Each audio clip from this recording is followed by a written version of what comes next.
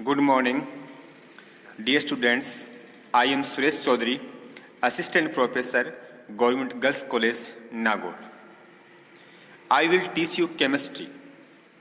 BSc part first में chemistry के अंतर्गत 3 पेपर चलते हैं। पहला पेपर है इनऑर्गेनिक केमिस्ट्री, दूसरा पेपर है ऑर्गेनिक केमिस्ट्री और तीसरा पेपर है फिजिकल केमिस्ट्री। इन तीनों पेपरों को 3-3 यूनिट्स में डिवाइड किया गया है। सबसे पहले हम थर्ड पेपर यानी फिजिकल केमिस्ट्री के बारे में स्टडी करेंगे। फिजिकल केमिस्ट्री में जो फर्स्ट यूनिट है उसका जो पहला चैप्टर है वो है गैस अवस्था। तो सबसे पहले हम शुरुआत गैस अवस्था से करेंगे और गैस अवस्था में जो पहला टॉपिक है वो है गैस के नियम। गैस के 4 नियम हैं।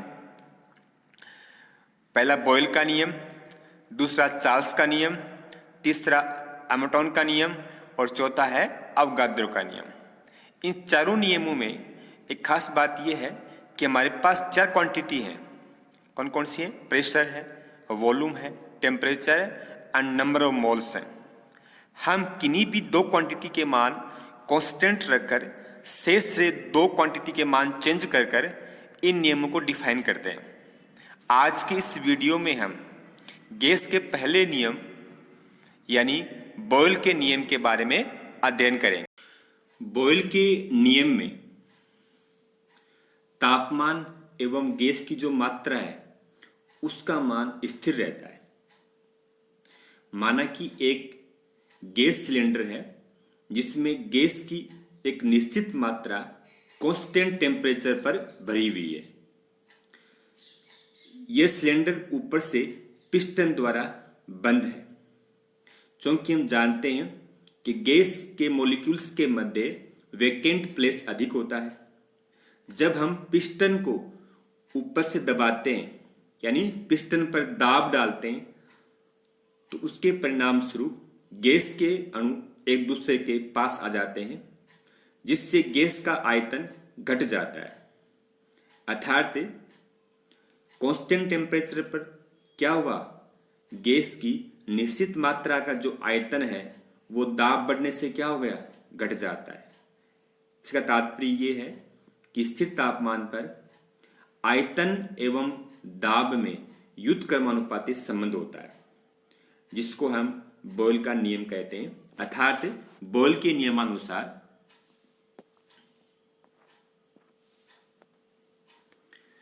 स्थिर तापमान पर किसी गैस की निश्चित मात्रा का आयतन दाब के व्युत्क्रमानुपाती होता है, इनवर्सली प्रोपोर्शनल होता है। मैथमेटिकली बॉयल के नियम को हम निम्न समीकरण द्वारा रिप्रेजेंट करते हैं, V प्रोपोर्शनल टू 1/P या V इक्वल टू क्या हो जाएगा, K 1/P या PV बराबर क्या हो जाएगा, K आ जाएगा।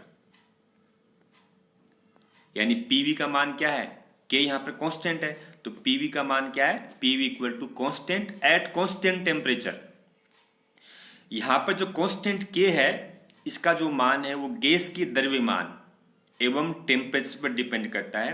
यानी गैस का द्रव्यमान एवं तापमान में जब परिवर्तन होता है तो कांस्टेंट K के मान में भी परिवर्तन हो जाता है।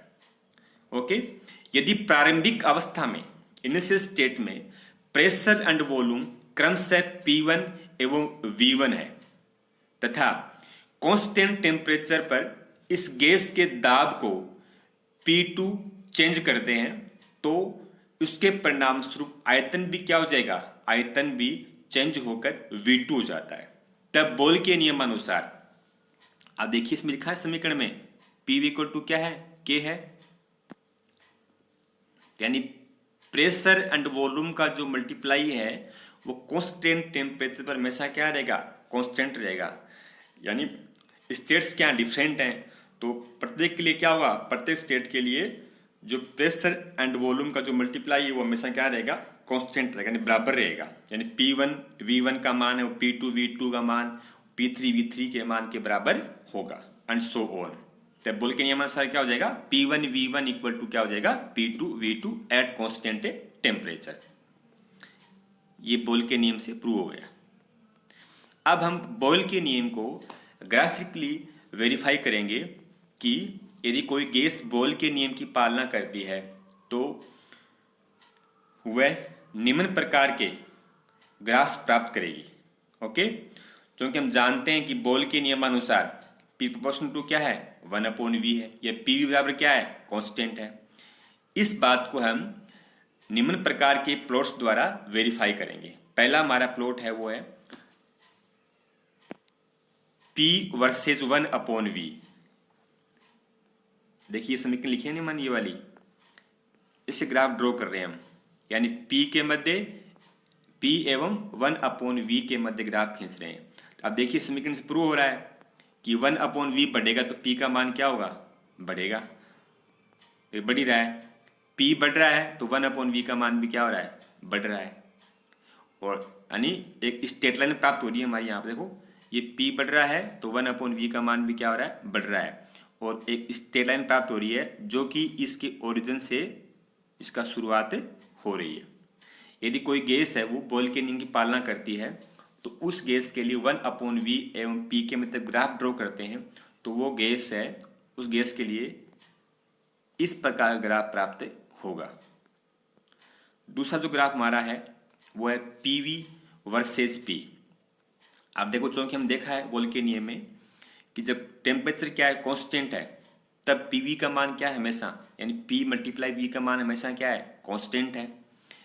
अर्थात PV का मान कांस्टेंट टेम्परेचर पर P पर डिपेंड नहीं करेगा, यानी प्रेशर से कितना अधिक बढ़ा दें हम PV का मान चेंज नहीं होगा। इसको हम निम्न ग्राफ में रिप्रेजेंट कर सकते हैं। यानी हमने क्या किया, जब P बढ़ा तो PV का मान देखो, ध्यान दीजिए आप, PV का मान है वो नहीं बढ़ रहा है, कांस्टेंट रह रहा है। यानी जो PV जो वक्र प्राप्त हो रहा है वो एक्स एक्सिस के पैरेलल प्राप्त हो रहा है, PV के मान में कोई चेंज नहीं आ रहा है। अर्थात कांस्टेंट टेम्परेचर पे यदि कोई गैस बॉयल के नियम की पालना करती है तो PV एवं P के मध्य जो ग्राफ ड्रॉ करते हैं वो निम्न प्रकार का प्राप्त होगा। ओके, तीसरा ग्राफ हमारा है V वर्सेज P, यानी V एवं P के मध्य किस प्रकार ग्राफ प्राप्त होगा। हम पढ़ चुके हैं कि जब P बढ़ता है, प्रेशर बढ़ता है ना, तो वॉल्यूम क्या होता है, वॉल्यूम हमेशा डिक्रीज होता है।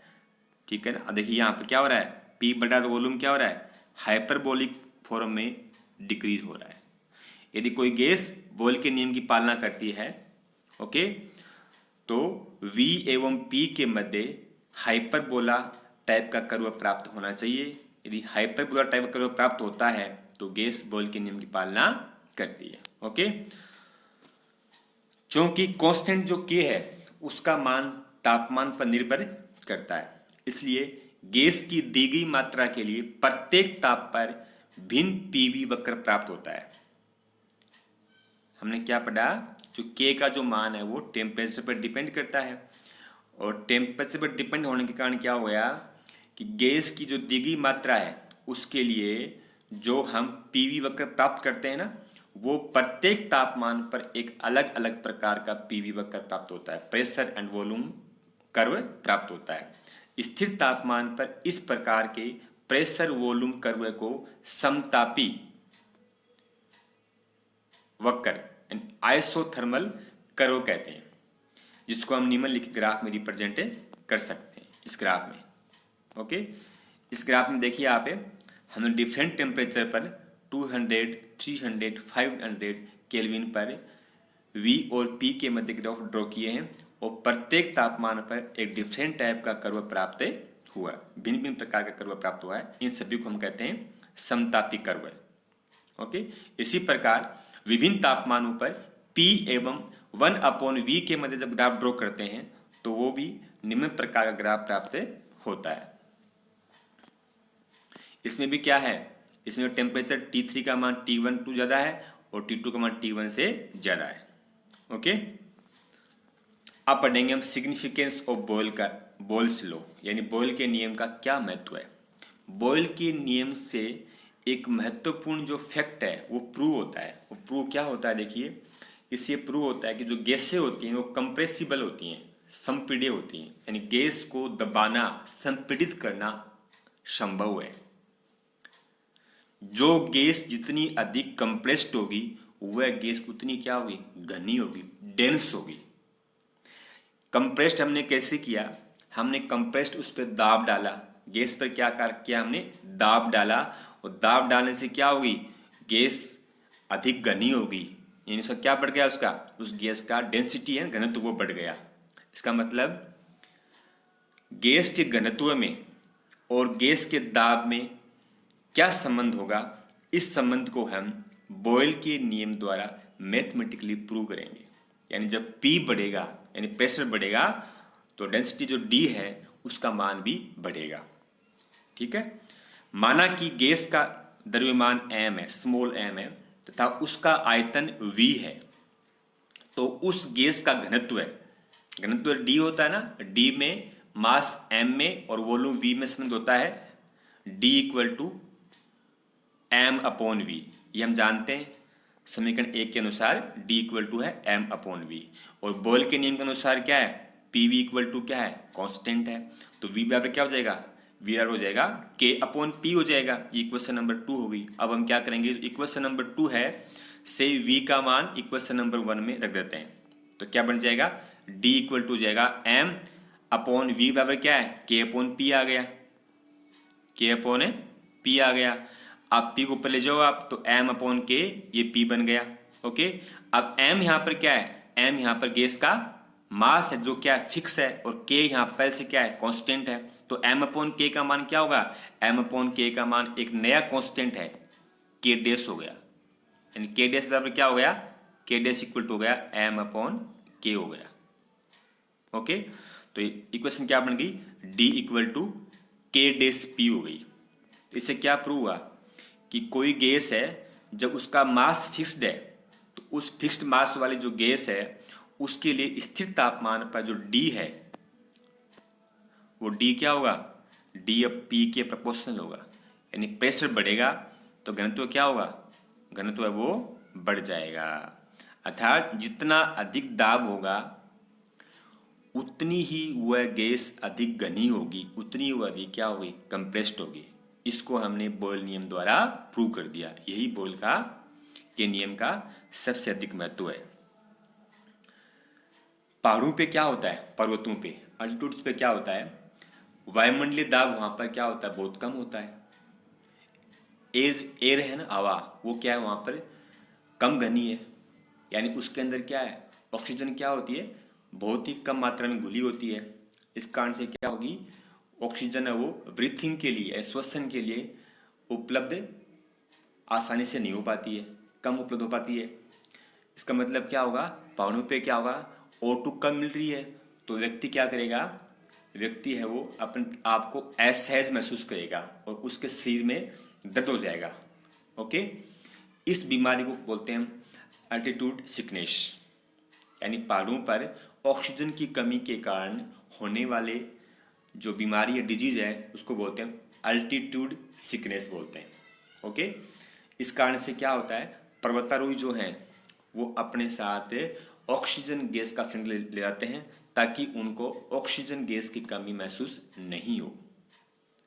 ओके, तो यानी बॉयल के नियम से हमने सिद्ध कर दिया कि जितना अधिक दाब, जितना कम दाब है गैस उतनी ही कम होगी, और गैस कम होगी, कम डेंस होगी, तो वो हमें श्वसन के लिए कम उपलब्ध होगी, और कम उपलब्ध होने के कारण हमारे शरीर की मेटाबॉलिक जो प्रोसेस है वो क्या हो जाएगा, लो हो जाएगा, डिक्रीज हो जाएगा, और डिक्रीज होने के कारण हमें अल्टीट्यूड सिकनेस नाम बीमारी महसूस होगी। इस प्रकार से हमने बॉयल के नियम एवं उस ग्राफिकल वेरिफिकेशन, उसके सिग्निफिकेंस के बारे में स्टडी कर लिया। नेक्स्ट वीडियो में हम चार्ल्स के नियम के बारे में अध्ययन करेंगे। Thank you.